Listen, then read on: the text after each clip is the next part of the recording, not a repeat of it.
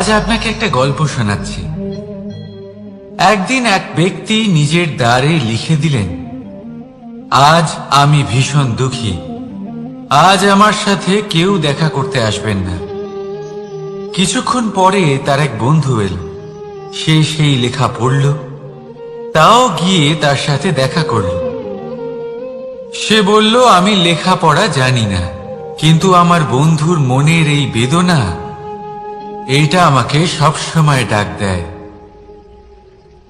এরাই হলো আসল বন্ধু।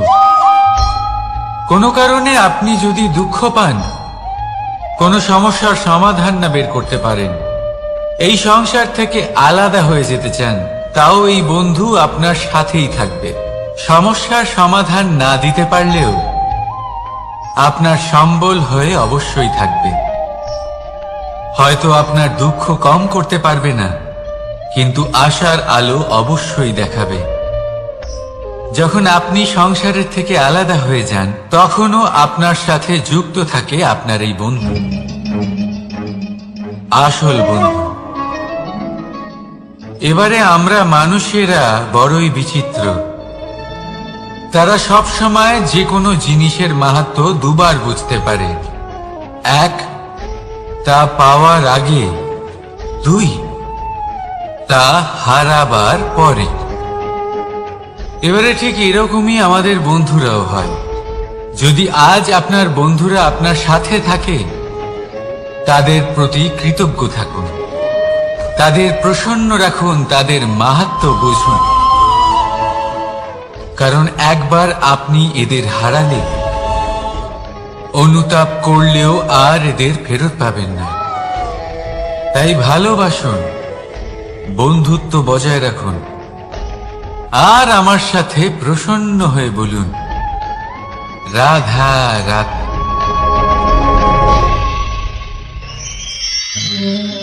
আমাদের মধ্যে বহু মানুষ মাঝে মাঝে নিজেকে অকর্মণ্য মনে করি। ভেবে নিই যে এত চেষ্টা করার পরেও কিছুই পেলাম না, আর হয়তো পরেও কিছুই পাব না। আর সেই জন্য নিজের জীবনের সমস্ত বোঝা অন্য কারোর কাঁধে চাপিয়ে দিই, নিজের ওপরে বিশ্বাস হারিয়ে ফেলি। কেন বুঝতে পারেন না এই কথাটা? যে যতক্ষণ না পায়ে কোনো কাঁটা ফুটবে, ব্যক্তি কি করে বুঝতে পারবে যে এরপর থেকে নিচে তাকিয়ে চলতে হবে?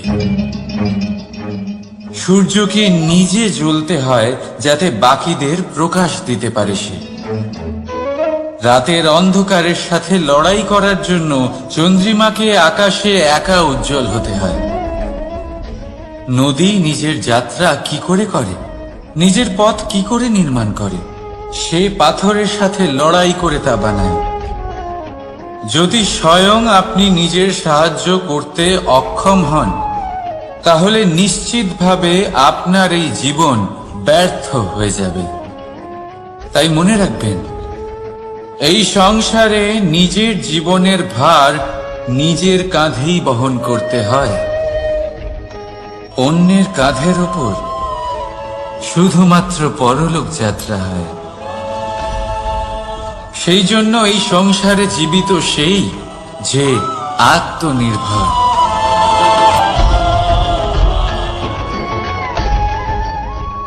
রাধা রাধা। সময়, কথায় বলে সময়ের পূর্বে কিছুই হয় না। প্রতিটা ঘটনার একটা সময় থাকে। সময়ের আগে না সূর্যোদয় হয় আর না সূর্যাস্ত হয়। সময়ের পূর্বে গাছে না ফুল ফোটে না ফল ধরে। কিন্তু একটা কথা ভেবে দেখুন, যদি বর্ষা আসার আগে কৃষক ভূমিকে না প্রস্তুত করে, বীজ রোপণ না করে, তাহলে কি ফসল ফলবে? যদি কোনো যোদ্ধা যুদ্ধের পূর্বে নিজের অস্ত্রের ধার না দেয়, তাহলে সে যুদ্ধ কি করে লড়বে? এর মানে এটাই হলো যে সময় আপনার যখন আসার তখন অবশ্যই আসবে, কিন্তু ততক্ষণ এটাও গুরুত্বপূর্ণ যে আপনি নিজেকে তার জন্য তৈরি রাখুন। কারণ এই সুযোগ, এই কথাটা শুনতে যত ছোট, এটা আসেও ততটা কম সময়ের জন্য, তারপর চলেও যায়। এবার যদি সুযোগ আপনার হাতে আসে আর আপনি তার জন্য তৈরি না থাকেন, তাহলে আপনি সাফল্য কি করে পাবেন?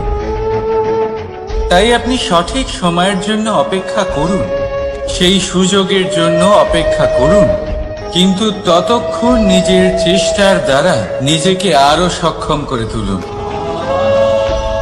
কারণ সাফল্য আপনার জন্য অপেক্ষা করছে, শুধু আপনি তার জন্য তৈরি থাকুন। রাধা রাধা। কথা মানুষের পাওয়া সবচেয়ে অদ্ভুত উপহার। এই কথাই মানুষকে এই সংসারের সমস্ত প্রাণীর থেকে ভিন্ন করে তোলে, সংসারের সবচেয়ে উপরে নিয়ে যায়।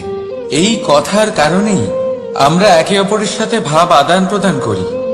আমি আমার মনের ভাবনা অন্য কাউকে ব্যক্ত করতে পারি, অন্য কেউ তাদের ভাবনা আমাকে ব্যক্ত করতে পারে।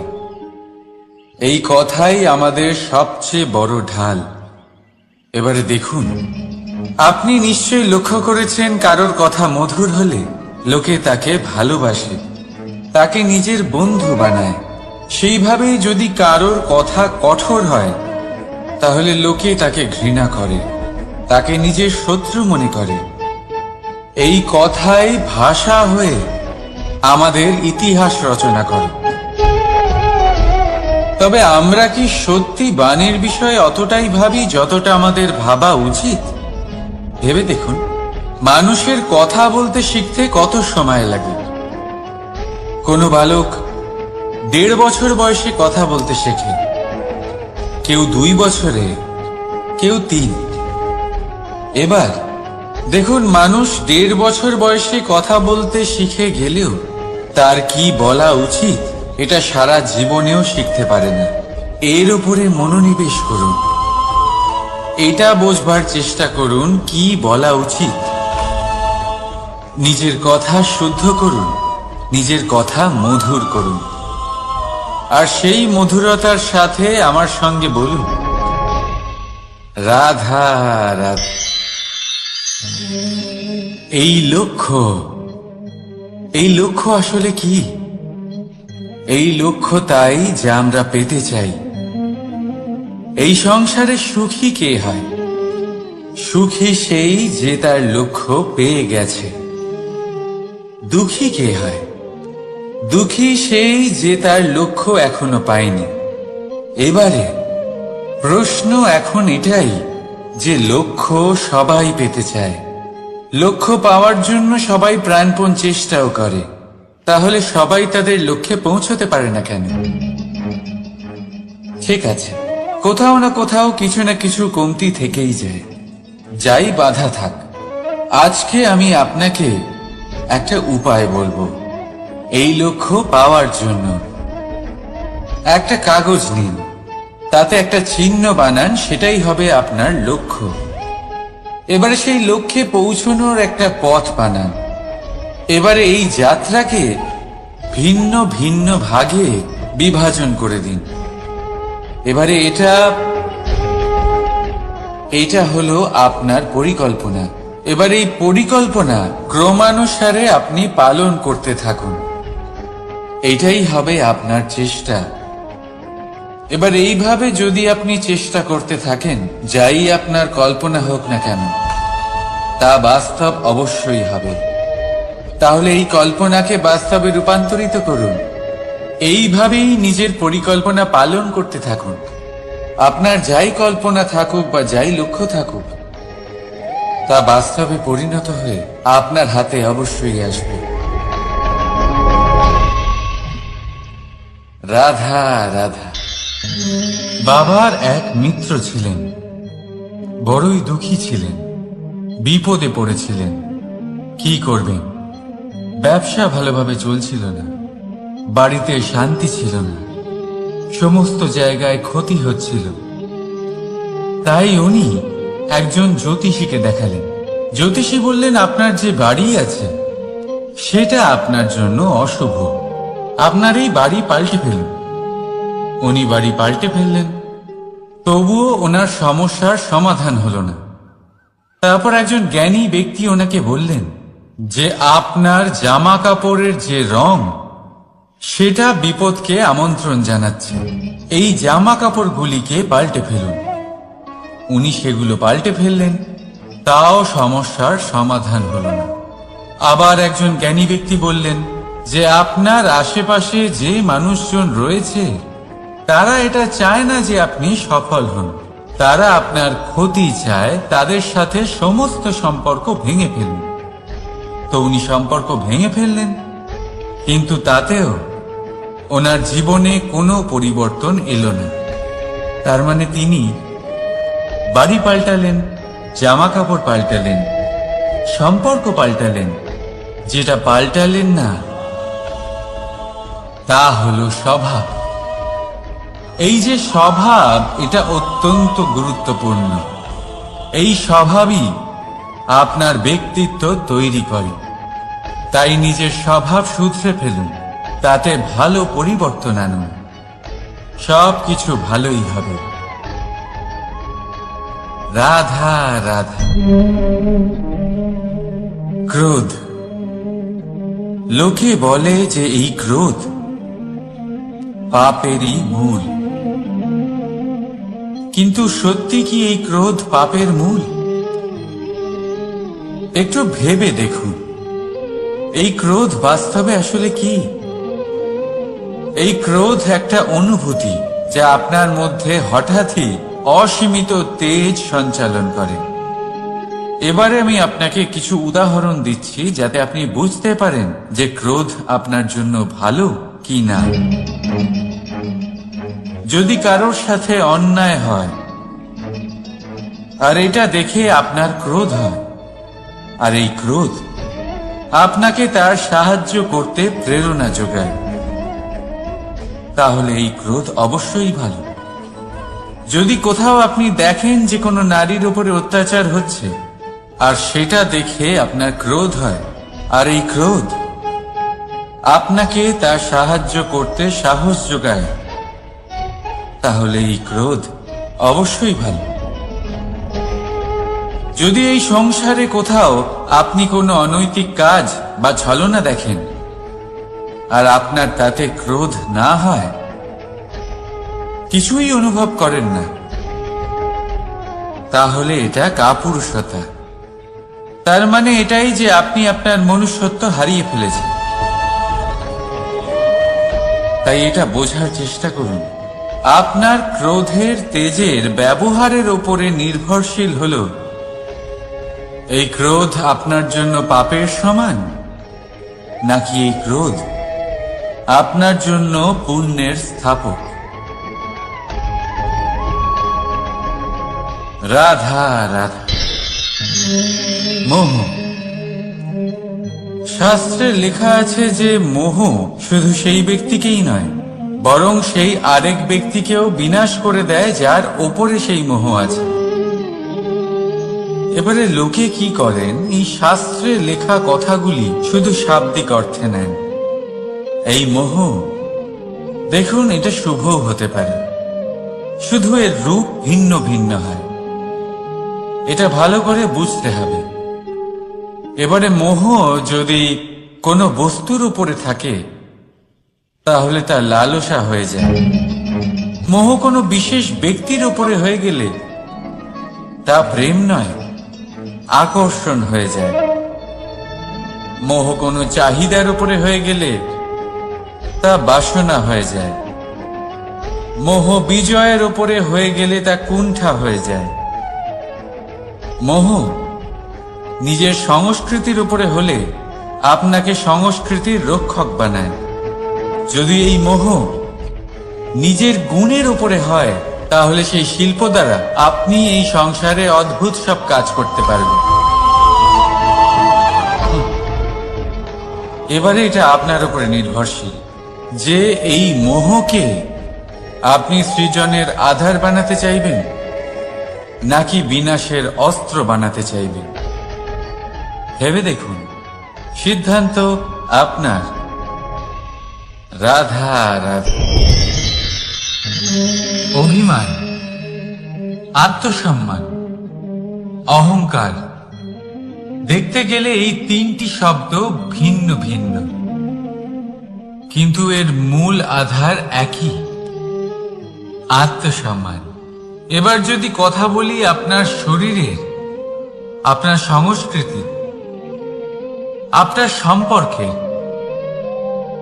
তাহলে অভিমান থাকা স্বাভাবিক। এবার যদি কথা বলি আপনার ব্যক্তিত্ব নিয়ে, আপনার আদর্শ নিয়ে, আপনার বিচারধারা নিয়ে, তাহলে আত্মসম্মান হলো একটা গুণ। যদি এইভাবে বলা হয় যে আমি এই কার্য কারোর সাহায্য ছাড়া, সহযোগিতা ছাড়াও করতে পারি, তাহলে এটা আত্মসম্মান, আর এটা সঠিক। যদি এভাবে বলা হয় যে আমি এই কার্য কারোর সাহায্য ছাড়াই বা কারোর সহযোগিতা ছাড়াই করে ফেলেছি, তাহলে এটা অভিমান, এটাও সঠিক। কিন্তু এই কার্য শুধুমাত্র আমিই করতে পারি আর কেউ নয়, এটা অহংকার। তাহলে এই শব্দ এবং তার অর্থ বোঝার চেষ্টা করুন। জীবন ধারণের এক নতুন পথ খুঁজে পাবে। রাধা রাধা।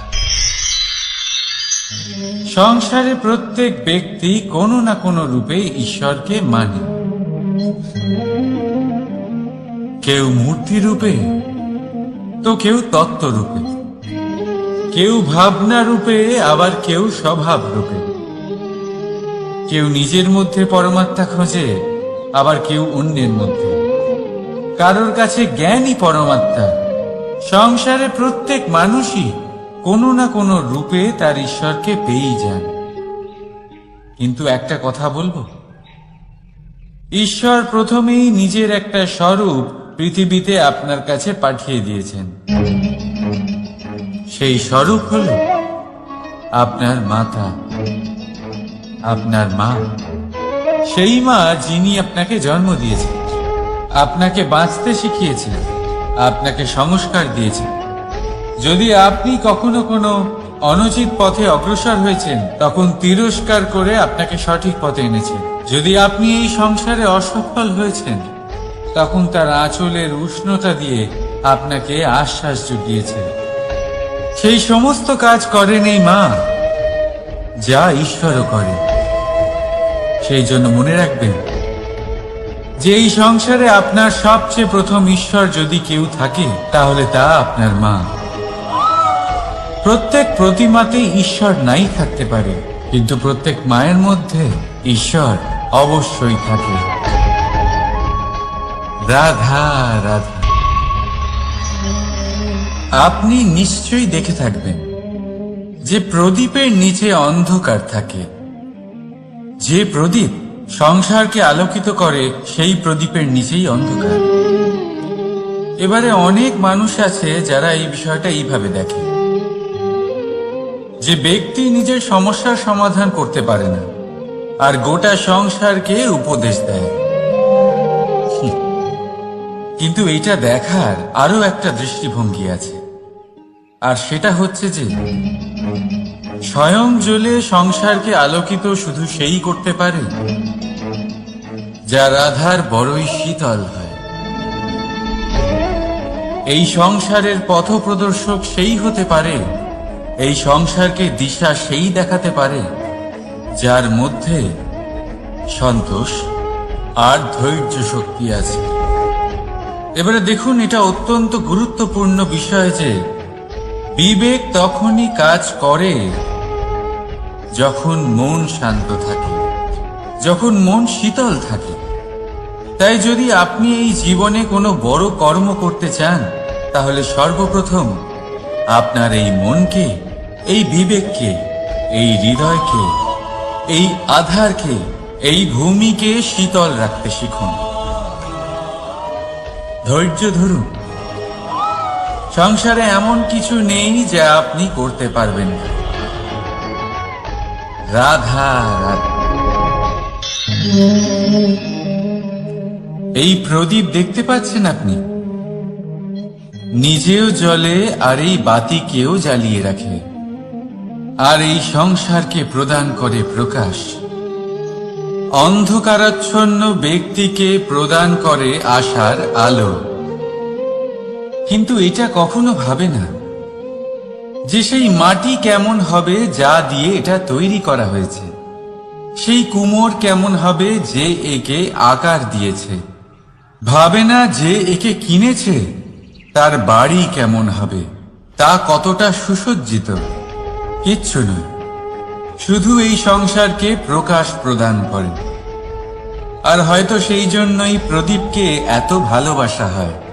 সে নিজের বা অন্যের বাড়ি দেখে কখনোই জ্বলে না। সে জ্বলে শুধু অন্ধকারের সাথে লড়াই করতে। তাই আপনিও নিজের ব্যবহার এই প্রদীপের মতো করে তুলুন। নিজের পরিচয় সরিয়ে নিঃস্বার্থভাবে কর্ম করে যান, আর নিজের জন্য এক নতুন, এক বিশাল, এক অদ্ভুত পরিচয় তৈরি করুন। রাধা রাধা। এই সংসারে প্রত্যেক ব্যক্তি বড় কিছু করতে চায়, এমন কিছু যা এই সংসারে কেউ আগে কখনো করেনি। এমন জায়গায় পৌঁছতে চায় যেখানে এর আগে কেউ কখনো পৌঁছতে পারেনি, আর কেউ এতে সফলতা অর্জন করে। কিন্তু কিছু মানুষ অসফল হয় কেন? এটাই আমার প্রশ্ন। না তো তাদের ইচ্ছেতে কোনো কমতি থাকে, না কমতি থাকে তাদের চেষ্টায়। তাহলে কেন এরা পিছিয়ে পড়ে? এর উত্তর বড়ই সরল। এই সংসার আপনাদের বলি কিভাবে। আপনারা সকলে সংসারে মহান কাজ করতে চান, সেই মান, সেই সম্মান পেতে চান যা এর আগে কেউ কখনো পায়নি। কিন্তু আপনার সমস্যা এটাও যে এই কাজে সংসার আপনার সাথে থাকছে না। বড়ই অদ্ভুত ব্যাপার। দেখুন, ভুলে যান গোটা সংসারকে, জীবনে একা একা এগিয়ে চলুন। গঙ্গোত্রী থেকে যখন একটি জলের ফোঁটা বেরোয় তখন সেটা শুধু এক বিন্দু জল। তারপরে যখন সে তার যাত্রা শুরু করে অন্য জলের ফোঁটার সাথে মিশে, তখন সে স্রোতে পরিণত হয়, গঙ্গাতে পরিণত হয়। যদি আপনি জীবনে এগোতে চান তাহলে একলা এগোতে শিখুন।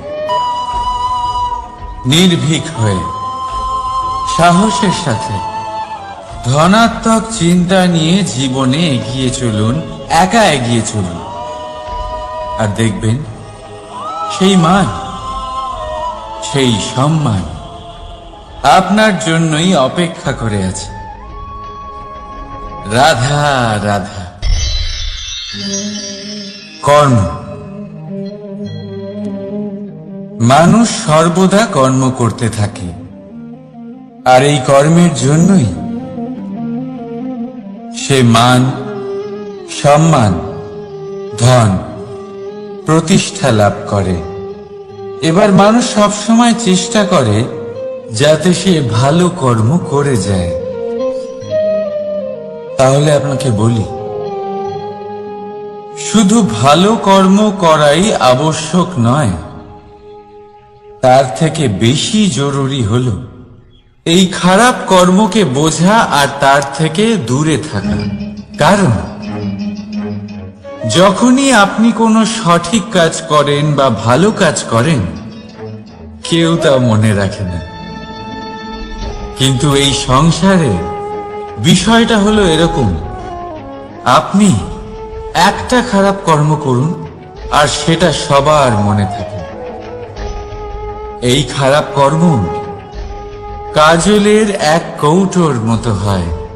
আপনি যতই চেষ্টা করুন বাঁচিয়ে ব্যবহার করার, কিন্তু এই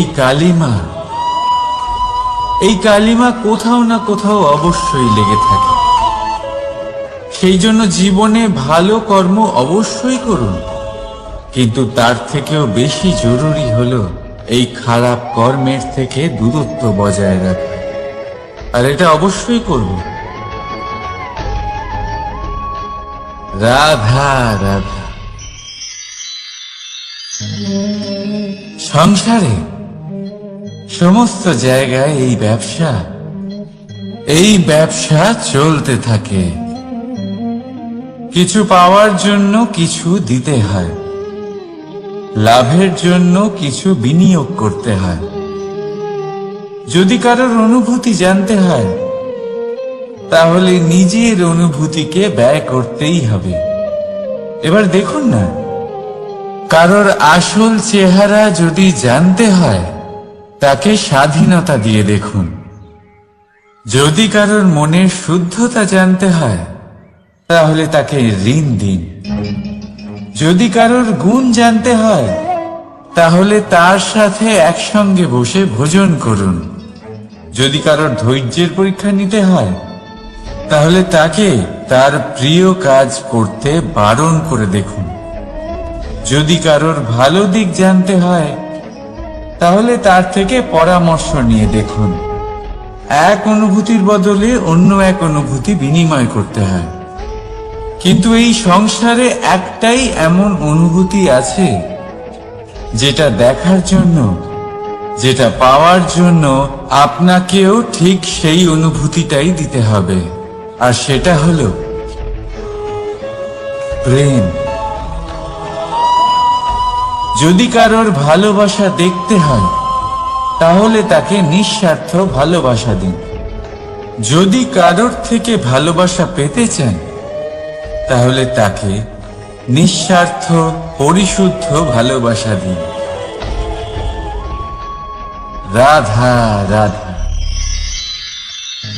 কথায় আছে, সময়ের পূর্বে আর ভাগ্যের বেশি কেউ কিছুই পায় না। এবার এর মানে কি এটাই যে আপনি শুধুমাত্র সময়ের অপেক্ষা করবেন, সবকিছু নিজের ভাগ্যের ওপর আর কপালের উপরে ছেড়ে দেবেন, নিজে কিছুই করবেন না? যদি আপনি এরকম করেন, তাহলে আপনি একটা বস্তু অবশ্যই পাবেন: নিরাশা, অসফলতা। এবারে আপনি বলবেন, যদি সবকিছুই ভাগ্য আর সময়ের উপরে নির্ভরশীল হয়, তাহলে আমরা কি বা করতে পারি? করতে পারেন চেষ্টা, পরিশ্রম। এই চেষ্টাই আপনার জীবনে সেই সময়কে আপনার কাছে টেনে নিয়ে আসে, সেই সময়ে যার অপেক্ষা আপনি করছেন। আর এই ভাগ্য তার সামনেই নত হয়, যে সর্বদা পরিশ্রম করতে থাকে। রাধা রাধা। এই পদ্ম ফুল দেখতে পাচ্ছেন? এর অভ্যেস হলো জলস্তরের ওপরে ভাসা। সেই জন্য জলাশয়ের জলস্তর যখন বৃদ্ধি পায়, এই যে ফুলের কাণ্ড দেখছেন, সেটাও বাড়তে থাকে, যাতে এই ফুল জলস্তরের উপরে থাকে। কিন্তু যখন সেই জলাশয়ে জলস্তর নামতে থাকে, সেই কাণ্ড নিজেকে ছোট করতে পারে না, আর এই ফুল নিজের ভারে নিজেই ভেঙে পড়ে। এবার এটা আমাদের সাথেও হয়। সময়ের সাথে আমরা জীবনে যত সাফল্য পাই, আমাদের জীবনের স্তর বাড়তে থাকে। আর যখন আমাদের সংস্থান কমতে থাকে, আমরা সেই জীবন স্তর ছাড়তে পারি না। আর শেষ পর্যন্ত সেই জীবন স্তরের কারণেই ভারাক্রান্ত হয়ে শেষ হয়ে যায়। সেই জন্য যদি কিছু রাখতে হয় তাহলে তা হলো দৃষ্টিভঙ্গি। সাধারণভাবে জীবন যাপন করতে শিখুন। সময়ের চক্রও আপনাকে মাত দিতে পারবে না। রাধা রাধা।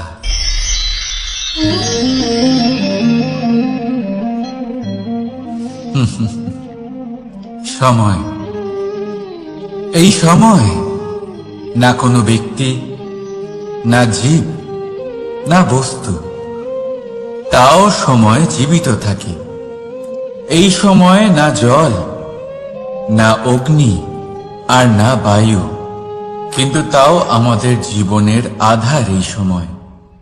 দেখতে গেলে মানুষ এই সময়ের হাতের খেলনা।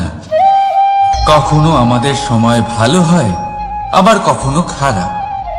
কেউ সময় আসার প্রতীক্ষা করে, আবার কেউ সময় যাওয়ার প্রতীক্ষা করে। কিন্তু এই সময় কারোর হাতে ধরা দেয় না।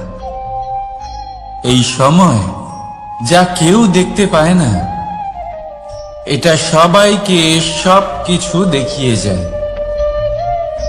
দেখিয়ে যায় যে আপনকে আর পরকে, আমাদের শুভাকাঙ্ক্ষীকে আর ক্ষতিকে চায়, আমাদের মিত্রকে আর আমাদের শত্রুকে। এই সময় আপনাকে দেখায় যে আপনি কতটা শক্তিশালী। সেই সময় আপনাকে দেখিয়ে যাবে আপনি কতটা দুর্বল। এই সময় সব কিছু দেখিয়ে যায়। তাই এই সময় যা এতটা শক্তিশালী, তা আমরা নষ্ট কেন করি? ভেবে দেখুন। এবারে উঠুন আর এই সময়ের সম্পূর্ণ ব্যবহার করুন। এই সময়ের সদ্ব্যবহার করুন, কারণ এই সময়কে ব্যবহার করাটাই আপনার হাতে রয়েছে, আর কিচ্ছু না। আর এই সময় একবার বয়ে গেলে তখন যাই করুন না কেন, কখনো ফেরত আসবে না। সময়ের সদ্ব্যবহার করুন আর সবার মধ্যে আনন্দ ছড়ান। আর আসুন আমার সাথে ভালোবেসে বলুন, রাধা রাধা।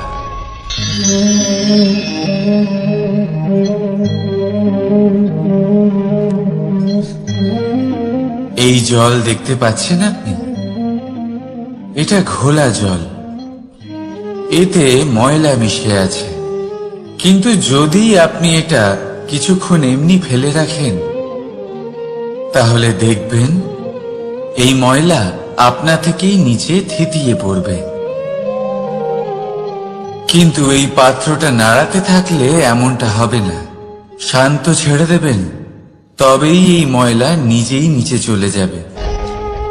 ঠিক সেইভাবেই যখন আমাদের জীবনে কোনো সমস্যা আসে, কোনো অশান্তির সৃষ্টি হয়, তখন উত্তেজিত হয়ে পড়লে, নিজের সংযম হারিয়ে ফেললে আমরা এর সমাধান পাব না। শান্ত থাকলে তখনই সমস্যার সমাধান পাব। তাই মনে রাখবেন, ধৈর্য আর সংযম দ্বারা শান্ত মনে বিচার করলে যত বড়ই সমস্যা হোক না কেন, তার সমাধান আপনি অবশ্যই পাবেন।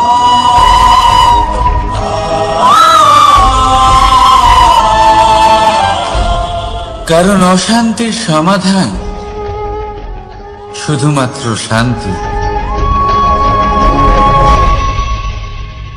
রাধা রাধা। প্রজাপতি আকাশে উড়ে বেড়ায়, সে সুন্দর ফুলের রস আস্বাদন করে, উন্মুক্ত উড়ে বেড়ায়। কিন্তু তারও বিপদ কম কিছু নেই। যেমন হলো পতঙ্গ, জন্তু। এই প্রজাপতিকে নিজের আহার করে নেয়। তাকে এদের থেকে সাবধানে থাকতে হয়। সত্য হলো এটাই যে এই প্রজাপতি ততদিনই সুরক্ষিত থাকে যতদিন এদের পাখনা বৃদ্ধি পায় না। যখন এরা এদের খোলসের মধ্যে থাকে, যখন না কারো দৃষ্টি এদের উপর পড়ে আর না কোনো শত্রু এদের আঘাত করতে পারে, কিন্তু তখন তারা বন্ধ থাকে, অবিচল নিশ্চল থাকে। এই সুন্দর সংসার দেখার জন্য, এই সুন্দর আকাশ পাওয়ার জন্য তাকে তার সুরক্ষা ক্ষেত্র থেকে বাইরে বেরিয়ে আসতেই হয়। আর এটাই জীবনের নিয়ম। মানুষের সাথেও ঠিক এরকমই হয়। যদি মানুষ বিশ্রাম আর সুরক্ষা এদের বন্ধন থেকে না বেরোয়, তাহলে সে জীবিত অবশ্যই থাকবে, কিন্তু জীবন ধারণ করতে পারবে না। কারণ যদি জীবনে বড় কিছু করতে হয়, বড় কোনো কিছু পেতে হয়, সাফল্যের শিখর অবধি পৌঁছতে হয়, তাহলে সর্বপ্রথম আপনাকে নিজের সুরক্ষা ক্ষেত্র থেকে বেরিয়ে আসতেই হবে। এই আরামকে ত্যাগ করতেই হবে। তবেই আপনি সফল হতে পারবেন। তবেই আপনি এই প্রজাপতির মতো আকাশে উড়ে বেড়াতে পারবেন।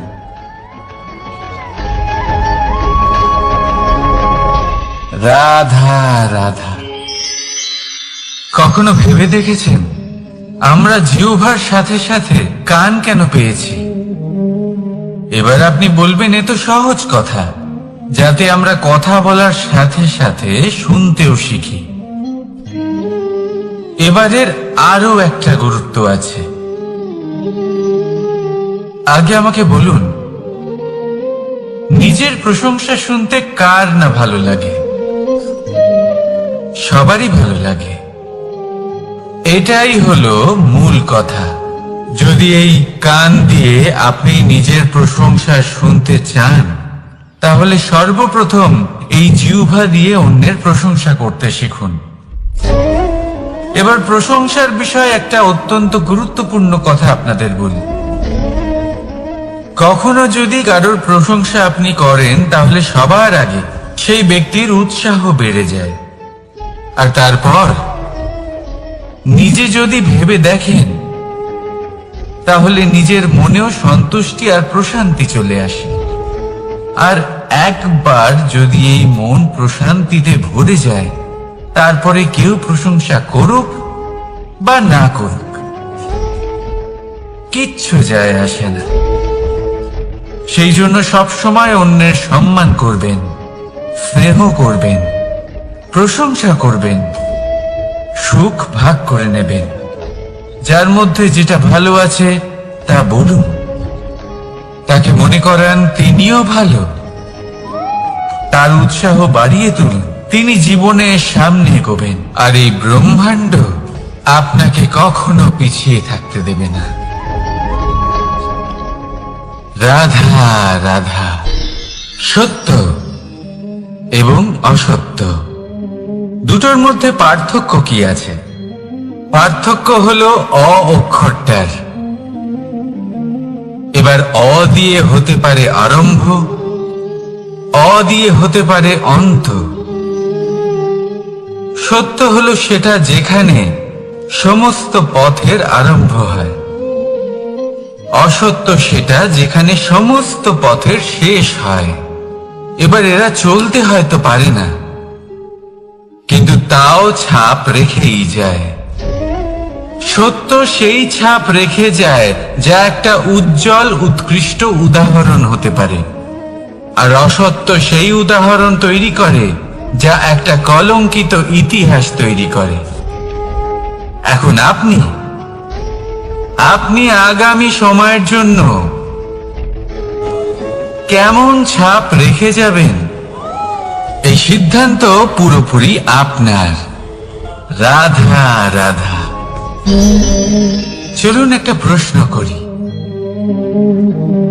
কোন মানুষকে জিজ্ঞাসা করবেন যে সে মূর্খ, অলস, বিবেকহীন, অসফল, এইসব বিশেষণ দিয়ে নিজেকে পরিচিত করতে চাইবে? না।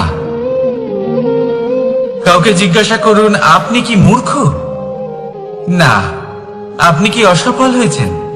না। আপনি কি বিবেকহীন? না। এবার বলুন, আপনি জীবনে মূর্খ বিবেকহীন হবার জন্য কোনো ভালো পরিকল্পনা বানিয়েছেন? উত্তর পাবেন না। কারণ কোনো পরিকল্পনা বানানো হয় না যাতে আপনি মূর্খ বা অসফল হন। মানুষ মূর্খ বা অসফল তখন হন যখন কোনো পরিকল্পনাই থাকে না। দেখুন, একটাই ছোট জীবন, তাকে স্থির করুন যাতে অনেক বেশি সংখ্যক মানুষকে আপনি জুড়ে রাখতে পারেন, অনেক বেশি শান্তি পেতে পারেন, অধিকতর সাফল্য লাভ করতে পারেন, বেশিরভাগ মানুষের পথপ্রদর্শক হয়ে তাদের মঙ্গল করতে পারেন। অসফল হয়ে বাড়িতে বসে থাকার চেয়ে ভালো হলো যে আপনি একটা পরিকল্পনা করে অসফল হন, কারণ তখন আপনার কাছে আরো একটা বিকল্প থাকবে, একটা নতুন পরিকল্পনা বানানোর, তাকে সার্থক করার।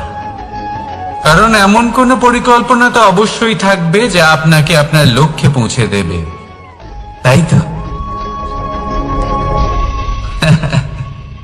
রাধা রাধা।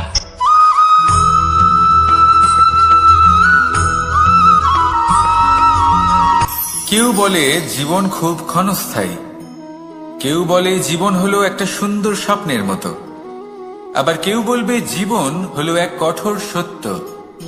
কিন্তু জীবন আসলে কি? জীবন হলো আপনারই প্রতিবিম্ব, একটা দর্পণ। অর্থাৎ আপনি জীবনকে সেইভাবেই পাবেন যেরকম আপনি নিজেকে প্রতিপন্ন করবেন। যদি আপনি দর্পণের দিকে তাকিয়ে হাসেন, তাহলে আপনি সামনে হাসি মুখী দেখতে পাবেন। এবার যদি আপনি গম্ভীর হয়ে থাকেন, তাহলে আপনি একজন রুষ্ট ব্যক্তি দেখতে পাবেন। শেষে সবথেকে বেশি গুরুত্বপূর্ণ হলো আপনার চেষ্টা। আপনাকে সবসময় চেষ্টা করতে হবে যাতে আপনি নিজেকে প্রসন্ন এবং ইতিবাচক মনোভাবে রাখেন। এটা হলো আপনারই উত্তরদায়িত্ব, তাকে পালন করুন। এই মনকে প্রসন্ন রাখুন, এই সংসারকে সুন্দর বলে মনে হবে। আর এই মন প্রসন্ন হয়ে বলবে, রাধা রাধা।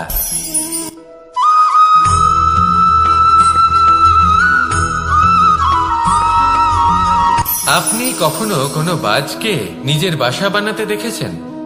এই বাজ যখনই কোনো বাসা বানায় তখন উঁচু গাছের ডালে বা কোনো পর্বতের শিখরে বাসা বানায়, অনেক উচ্চতায়। আর সেখানে তার সন্তানও জন্মগ্রহণ করে। যখন এই সন্তানেরা জন্মায় তখন এই বাজ খুবই ভালোবেসে এবং খুব সাবধানে এদের পালন পোষণ করে। নিজের ঠোঁট দিয়ে তাদের ঠোঁটে খাবার পরিবেশন করে। কিন্তু যেই সেই সন্তানেরা হৃষ্টপুষ্ট হয়ে যায় এবং সেই কথা বাজ নিজে বুঝতে পেরে যায়, সেই বাজ নিজেই সেই বাসা ছিন্ন ভিন্ন করে দেয়।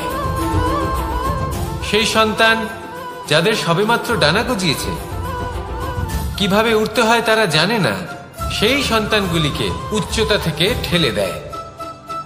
সেই সন্তান প্রথমে ভয়ভীত হয়ে যায়। তারা সামনে মৃত্যুকে দেখতে পেয়ে ভয়ের কারণে তাদের ডানা ঝাপটাতে থাকে। আর সেই প্রক্রিয়াতেই সেই সন্তানগুলি উড়তে শুরু করে দেয়। এবার এই ঘটনায় আমরা কি শিক্ষা পেতে পারি? এটাই, যদি আপনি মাতা পিতা হন তাহলে নিজের সন্তানকে অবশ্যই স্নেহ করুন, কিন্তু তাদেরকে নিজের আঁচলের তলায় বেঁধে রাখবেন না। যদি আপনি চান আপনার সন্তান জীবনে উন্নতি করুক, তাহলে নিজের মুঠো থেকে তাদের স্বতন্ত্র করে দিন। এই সংসারে সংঘর্ষ করতে দিন। সেই সন্তান নিজেই বুঝতে পারবে যে জন্মের সময় পাওয়া ডানা কি করে ব্যবহার করতে হয়। আর আপনার চোখের সামনে আপনার সন্তান এই আকাশে উড়তে থাকবে। তাহলে আসুন আমার সাথে ভালোবেসে বলুন, রাধা রাধা।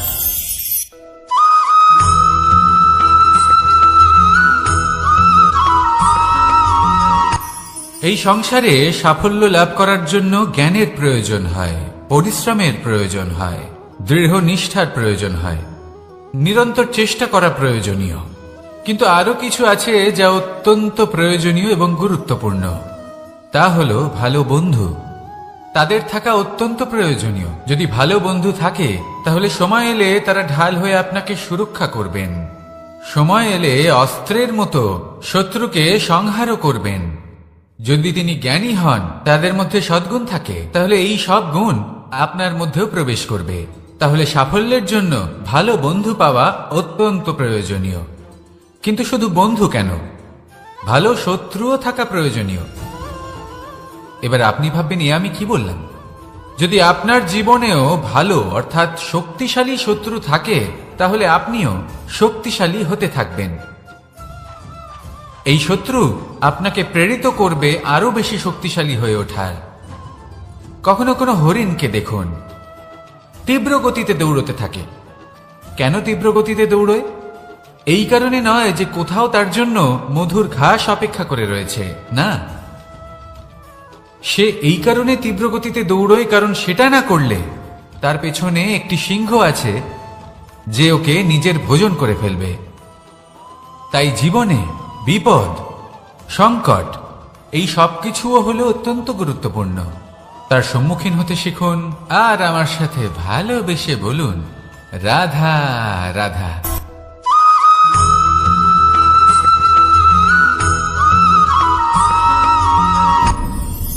আপনি কি কখনো কোনো জলের ধারা দেখেছেন?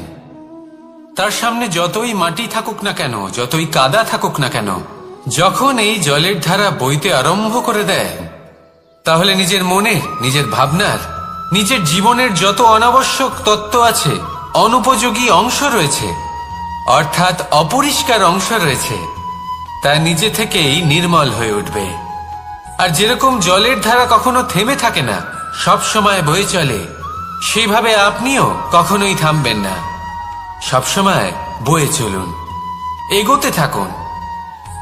পথে যদি অনেক বিপদ আসে, সমস্যা আসে, থামবেন না, তার উপর নিরন্তর প্রহার করুন, নিরন্তর প্রয়াস করুন আর অগ্রসর হন। আপনি ভেবে দেখুন, এই জলের ধারা কখনো থেমে থাকে না, সবসময় বয়ে চলে, বিপদের সম্মুখীন হয়ে তাকে সাথে বয়ে নিয়ে চলে। সেই জন্য জলের ধারা, প্রবাহমান এই ধারা, এর থেকে কখনো দুর্গন্ধ আসে না, এতে কখনো ময়লা জমতে পারে না, বরং পালিত হয় সুন্দর প্রাণবন্ত জীবজন্তু, যেমন সুন্দর ছোট মাছ। তাই আপনিও এটাই করুন, কখনো থামবেন না, শুধু চলতে থাকুন, জলের ধারার মতো বইতে থাকুন।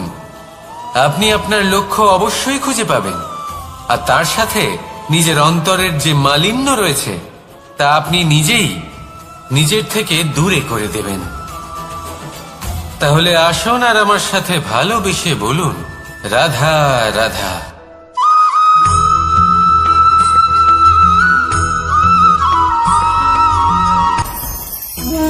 ভোজন।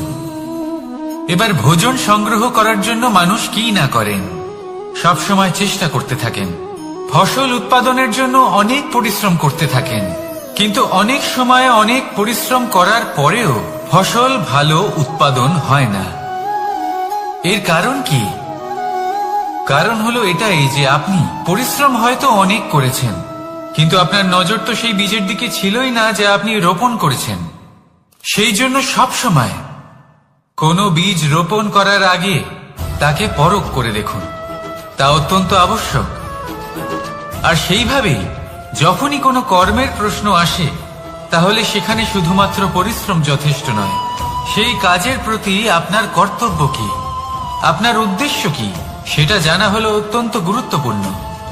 তাই কর্ম করুন, কিন্তু সেই কর্মের প্রতি আপনার যা উদ্দেশ্য তার মাহাত্ম্য বুঝতে চেষ্টা করুন। তাহলে আসুন আমার সাথে ভালোবেসে বলুন, রাধা রাধা।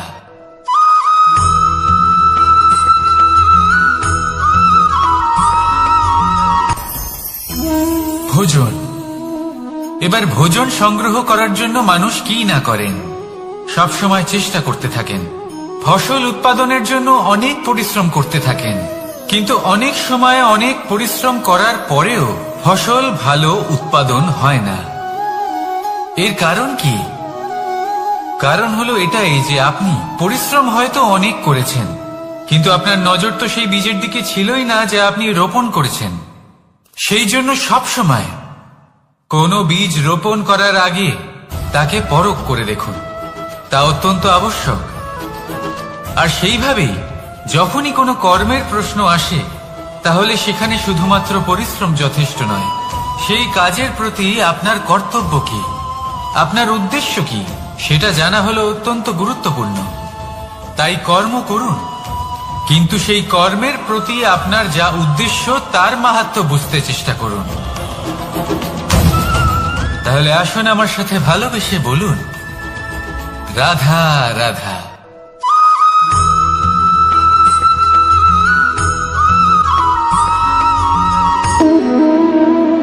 সম্পর্ক হলো আমাদের জীবনের একটি আধার।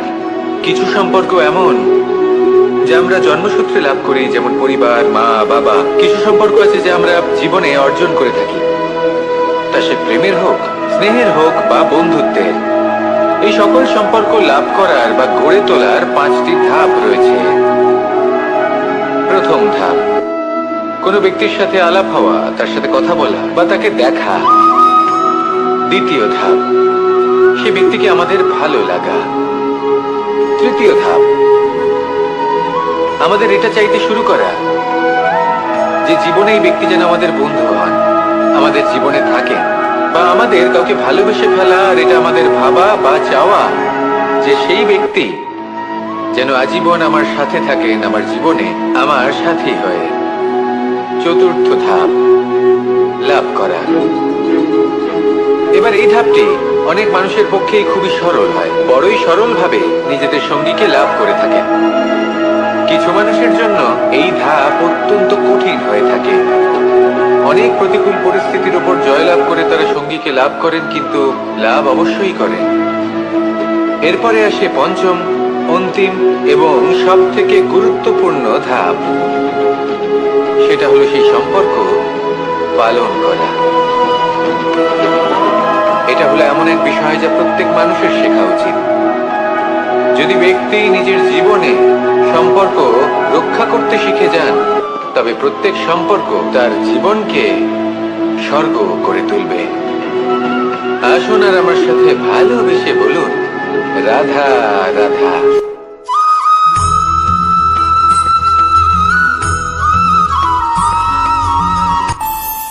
আমাদের মনে যখন কোনো প্রশ্ন ওঠে, কোনো দ্বন্দ্ব জাগে, তখন আমরা যাই আমাদের গুরুর কাছে, আমাদের আরাধ্যের কাছে গিয়ে জিজ্ঞেস করি।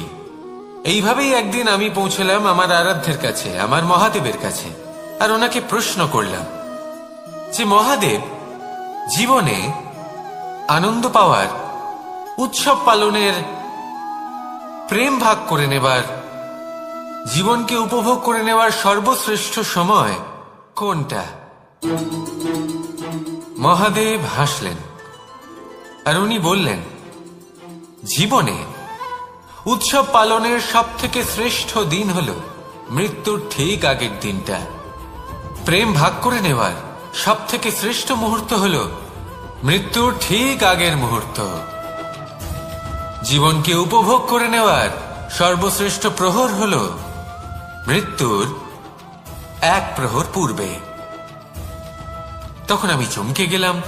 আমি বললাম, কিন্তু মহাদেব, মৃত্যু তো অনিশ্চিত, আমরা জানিও না কবে আমাদের মৃত্যু হবে। মহাদেব আবার হাসলেন। উনি বললেন যে যদি আমরা এভাবে জীবন কাটাই যে আমরা জীবনের প্রত্যেক দিন, প্রত্যেক মুহূর্ত, প্রত্যেক প্রহর শেষ বলে মনে করি, তাহলে আমাদের সমস্ত জীবন আনন্দের সাথেই অতিবাহিত হবে। কি বলেন?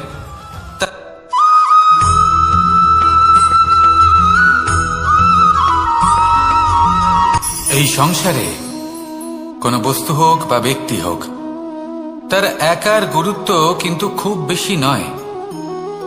একটা উদাহরণ হিসেবে বৃষ্টির ফোঁটাকে ভেবে দেখুন।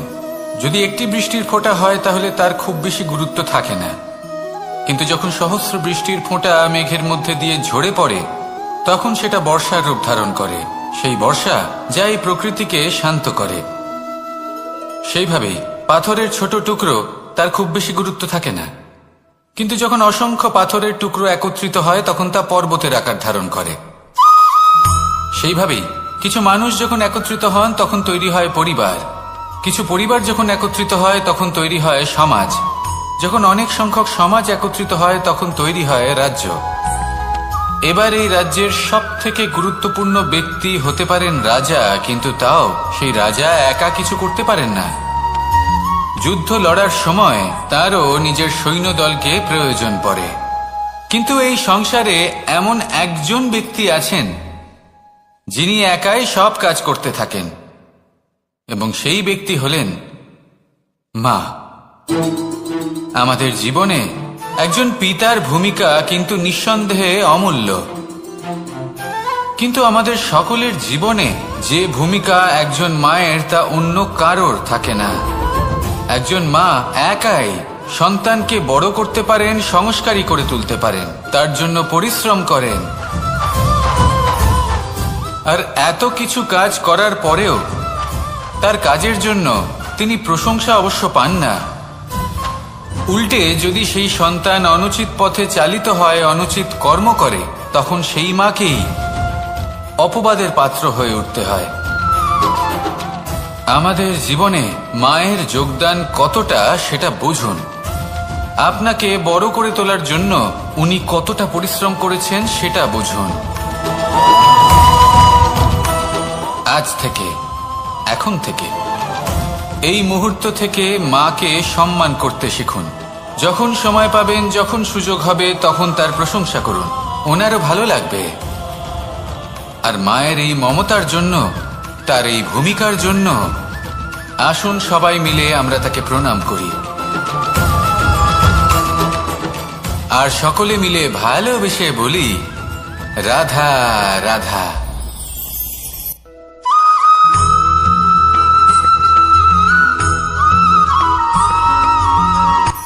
এই সংসারে সাফল্য লাভ করার জন্য জ্ঞানের প্রয়োজন হয়, পরিশ্রমের প্রয়োজন হয়, দৃঢ় নিষ্ঠার প্রয়োজন হয়, নিরন্তর চেষ্টা করা প্রয়োজনীয়। কিন্তু আরো কিছু আছে যা অত্যন্ত প্রয়োজনীয় এবং গুরুত্বপূর্ণ। তা হলো ভালো বন্ধু। তাদের থাকা অত্যন্ত প্রয়োজনীয়। যদি ভালো বন্ধু থাকে তাহলে সময় এলে তারা ঢাল হয়ে আপনাকে সুরক্ষা করবেন। সময় এলে অস্ত্রের মতো শত্রুকে সংহারও করবেন। যদি তিনি জ্ঞানী হন, তাদের মধ্যে সদ্গুণ থাকে, তাহলে এই সব গুণ আপনার মধ্যেও প্রবেশ করবে। তাহলে সাফল্যের জন্য ভালো বন্ধু পাওয়া অত্যন্ত প্রয়োজনীয়। কিন্তু শুধু বন্ধু কেন, ভালো শত্রুও থাকা প্রয়োজনীয়। এবার আপনি ভাববেন, আমি কি বললাম? যদি আপনার জীবনেও ভালো অর্থাৎ শক্তিশালী শত্রু থাকে, তাহলে আপনিও শক্তিশালী হতে থাকবেন। এই শত্রু আপনাকে প্রেরিত করবে আরো বেশি শক্তিশালী হয়ে ওঠার।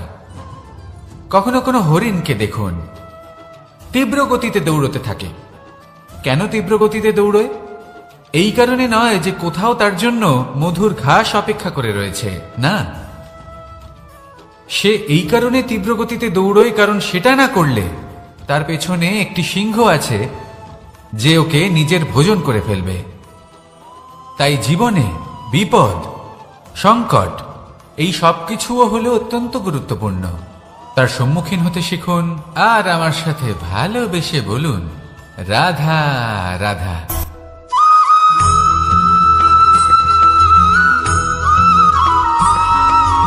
কথায় আছে, প্রত্যেক পুত্র তার পিতার প্রতিচ্ছবি হয়, আর সমস্ত প্রতিচ্ছবি চায় যেন সে তার অস্তিত্ব প্রাপ্ত করতে পারে।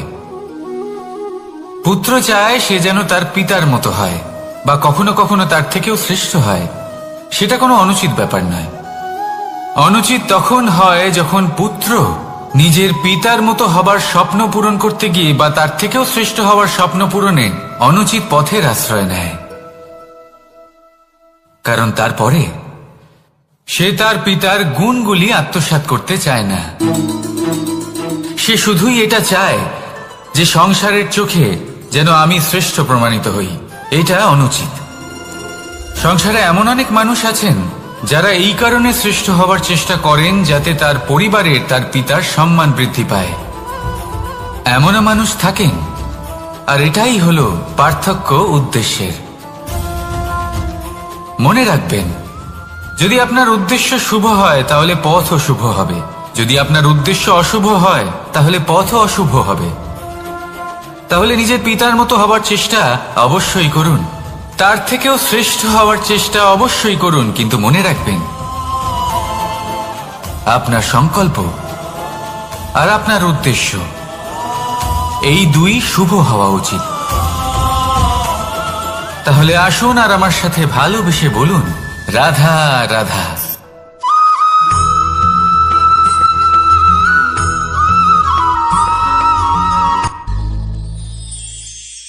শিশিরের বিন্দু পাতার ওপর পড়ে আর তার গায়ে লেগে থাকে। পাতা তাকে শুষে নিতে পারে না আর শেষ পর্যন্ত সে ঝরে পড়ে যায়। অন্যদিকে রয়েছে মেঘ এবং চাতক। এদের মধ্যে অনেক দূরত্ব থাকে। মেঘ থাকে আকাশে আর চাতক থাকে ধরিত্রীতে। কিন্তু যখন এই মেঘ থেকে বৃষ্টি ঝরে পড়ে, এই চাতক কিন্তু সেই জলই পান করে, নয়তো সে তৃষ্ণার্ত থেকে যায়। এবার অন্যদিকে দেখলাম শিশির বিন্দু আর পাতার এই সম্পর্ক। এরা খুব কাছাকাছি থাকে, ঘনিষ্ঠও থাকে। অন্যদিকে রয়েছে মেঘ এবং চাতকের সম্পর্ক, যাদের মধ্যে অনেক দূরত্ব থাকা সত্ত্বেও তারা খুব ঘনিষ্ঠ, তাই না? এই সারমর্ম খুব সরল। এই নৈকট্য, এই দূরত্ব, তা আপনার সম্পর্কে প্রভাব কিছুতেই ফেলতে পারে না। এই নৈকট্য, এই দূরত্ব, এইসব হলো শুধুমাত্র মনের ব্যাপার। কখনো আপনি অনুভব করেছেন আপনি কারোর থেকে অনেক অনেক দূরে আছেন, অনেক দূরে আছেন, তাও সেই ব্যক্তির প্রতি আপনি টান অনুভব করেন। সেখানে আপনি কারোর সাথে প্রত্যেক দিন অতিবাহিত করেন, সমস্ত জীবন অতিবাহিত করেন, সব থেকে বেশি সময় তার সাথে অতিবাহিত করেন, তাও তার প্রতি সেই টান অনুভব করেন না। এই সংকেত হলো মনের দূরত্বের। তাহলে মনের এই দূরত্ব দূর করুন আর আমার সাথে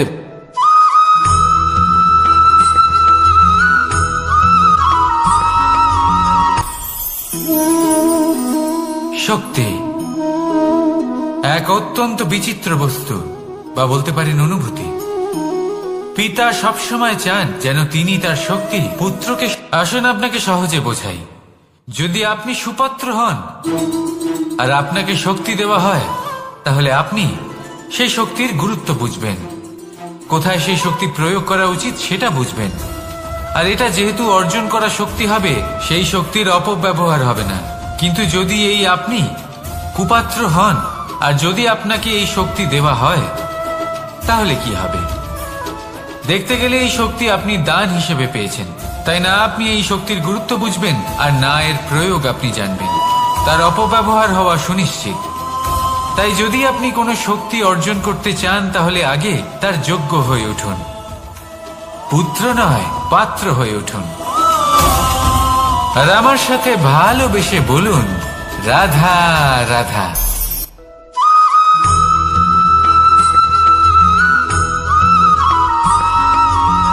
ভালোই, শুধু ওনাদের কঠোর ব্যবহার দেখলে আমরা একটু ভয় পেয়ে যাই।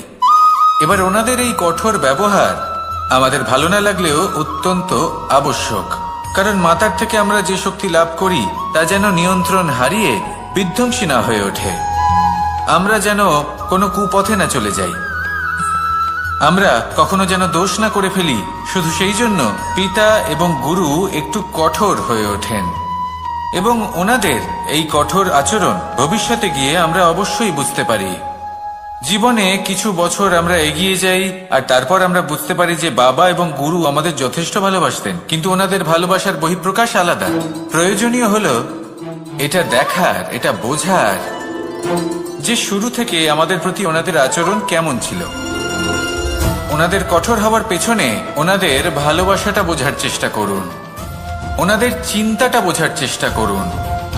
ওনাদের পথপ্রদর্শনের আড়ালে আপনার ভবিষ্যতের জন্য যে পরিকল্পনা ওনারা করেছেন সেটা বোঝার চেষ্টা করুন। তখন আপনারা বুঝতে পারবেন ওনাদের ভালোবাসাকে।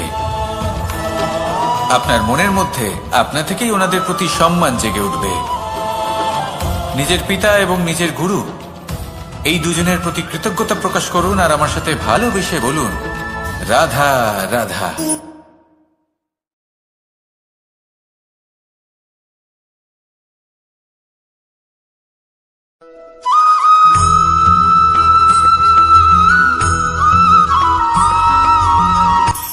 কখনো কোনো বাগানের কোনো বৃক্ষকে দেখেছেন যেখানে সুগন্ধি ফুল থাকে, রসালো ফল থাকে? তখন মন প্রফুল্ল হয়ে ওঠে, মন থেকে সেই বৃক্ষের প্রতি ভালোবাসা জন্মায়।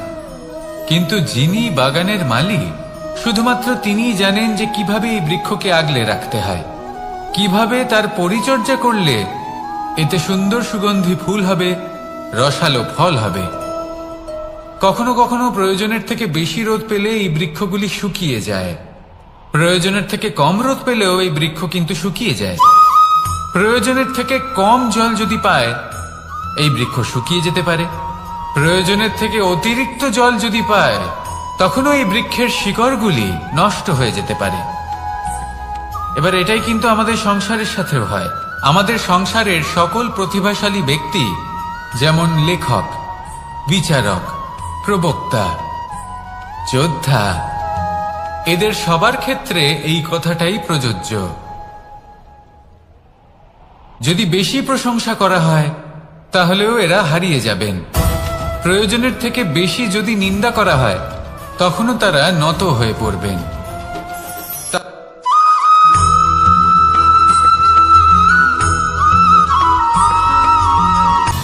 সময়, জীবন, কাল, দেখতে গেলে এই তিনটি শব্দ একটি শব্দেরই সমার্থক শব্দ মনে হয়, কিন্তু এই শব্দগুলির অর্থ কি সমান? কখনোই নয়। হ্যাঁ, এই সময় চলতে থাকে, জীবন চলতে থাকে, কালচক্র চলতে থাকে।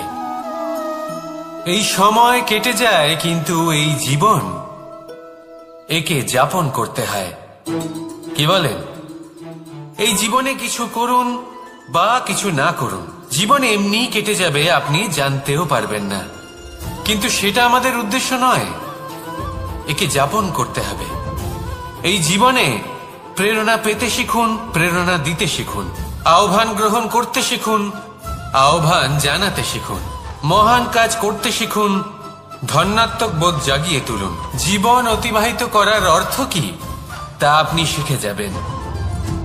কারণ সময় কেটে যায়, সমস্ত যুগ কেটে যায়, কিন্তু জীবনের রীতি জীবন কাটিয়ে দেওয়া নয়, জীবন যাপন করা। এই জীবন সম্পূর্ণরূপে অনুভব করতে হবে, নতুন পথ বানাতে হবে। এবারে যদি এই জীবন বাঁচার সময় একবার ভেবে দেখুন, যদি মনে প্রেম থাকে, সদ্ভাবনা থাকে, তাহলে কি হবে? এই জীবনকে বাঁচার অনুভূতিটাই অন্যরকম হয়ে যাবে, একটা আনন্দময় অনুভূতি লাভ করবেন। তাহলে এটাই করুন, আর আমার সাথে ভালোবেসে বলুন, রাধা রাধা।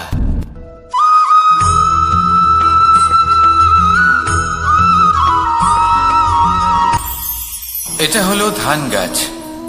এর থেকে যে চাল উৎপন্ন হয় তা মানুষ গ্রহণ করেন। আর এটা কি?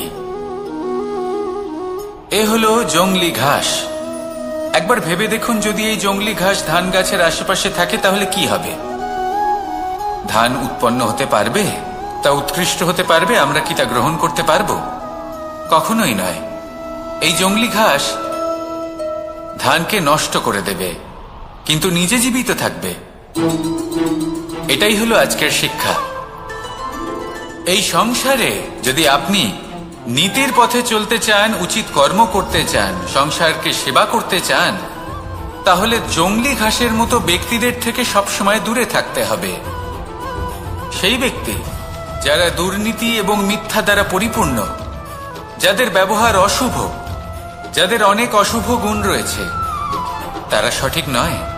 সেই সকল ব্যক্তি যাদের চরিত্র অত্যন্ত দুষ্ট হয়, তারা হয় শুভ চরিত্রের ব্যক্তিকে একদম নষ্ট করে দেয়, নয় নিজের মতো বানিয়ে তোলে।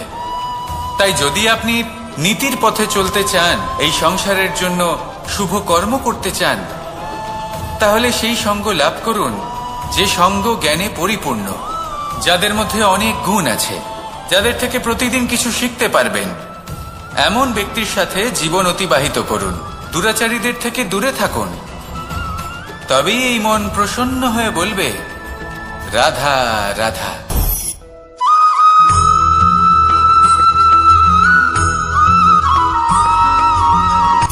সূচের শেষে একটি ছিদ্র থাকে, যার দ্বারা আমরা এই সুতো পরাতে পারি।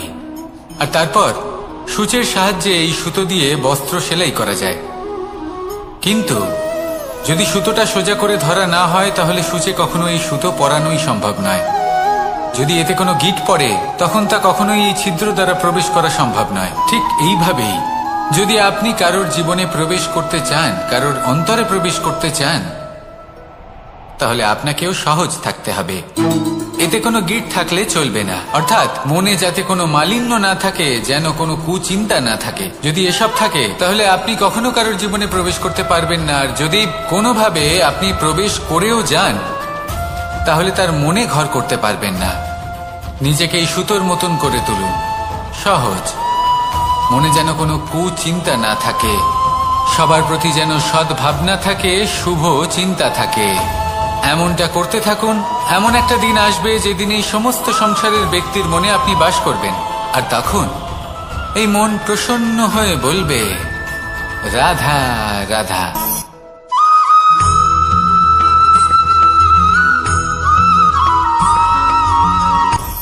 আপনি কখনো পর্বতের শিখরে উঠেছেন? আপনি দেখতে পাবেন পর্বতের পদতলে প্রচুর সুন্দর ফুল রয়েছে, সবুজ বনানী রয়েছে।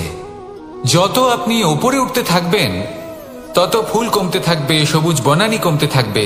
আরো কিছুটা ওপরে উঠলে কাঁটা জাতীয় গাছ দেখতে পাবেন, শুকনো গাছ দেখতে পাবেন। আরো যদি ওপরে ওঠেন, তাহলে পাষাণ দেখতে পাবেন। আরো উপরে উঠলে হিমখণ্ড দেখতে পাবেন। এই যে পর্বত, তা মনুষ্য জীবনের সব থেকে উত্তম উদাহরণ। মানুষ যখন সাফল্যের শিখরে পৌঁছতে চান, মহানুভবতার শিখরে পৌঁছতে চান, পথে যত আস্তে আস্তে উপরে উঠতে থাকেন, ততই ভৌতিক বস্তু তার থেকে বিচ্ছিন্ন হতে থাকে। যদি তিনি সেই ভৌতিক বস্তুগুলি ত্যাগ না করতে পারেন, তাহলে কখনোই সেই স্থানে পৌঁছতে পারবেন না। আর মানুষ যদি উচিত ত্যাগ করতে পারেন, পথে অগ্রসর হতে থাকেন, এগোতে থাকেন, তাহলে একদিন না একদিন তিনি মহানুভবতার, জ্ঞানের, সাফল্যের হিমের স্বাদ অবশ্যই লাভ করবেন। মনে রাখবেন, মানব জীবনে ত্যাগ হলো অত্যন্ত গুরুত্বপূর্ণ অংশ। আসুন আমার সাথে ভালোবেসে বলুন, রাধা রাধা।